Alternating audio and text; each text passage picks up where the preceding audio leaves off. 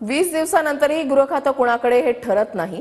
राज्यातील कायदा सुव्यवस्थेवर प्रश्न निर्माण होतोय असं म्हटलंय संजय राऊतांनी.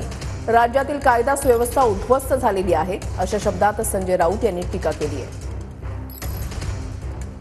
दिवसानंतर सुद्धा जर मंत्रिमंडळाची स्थापना होत नसेल, गृह खातं कोणाकडे हे ठरत नसेल, तर या राज्यातल्या कायदा सुव्यवस्थेवरती प्रश्न निर्माण होतोय आणि या राज्यातली कायदा सुव्यवस्था पूर्णपणे उद्ध्वस्त झालेली आहे.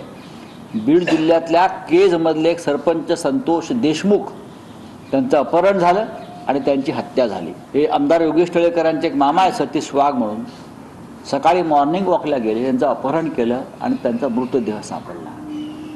भारतीय जनता पक्षाचे अनेक आमदार आणि पडलेले जे आमदार आहेत ते ज्या पद्धतीनं धमक्या देत आहेत, ही भाषा गुंडांना सुद्धा शर्मेनं मान खाली घालणारी ही भाषा आहे.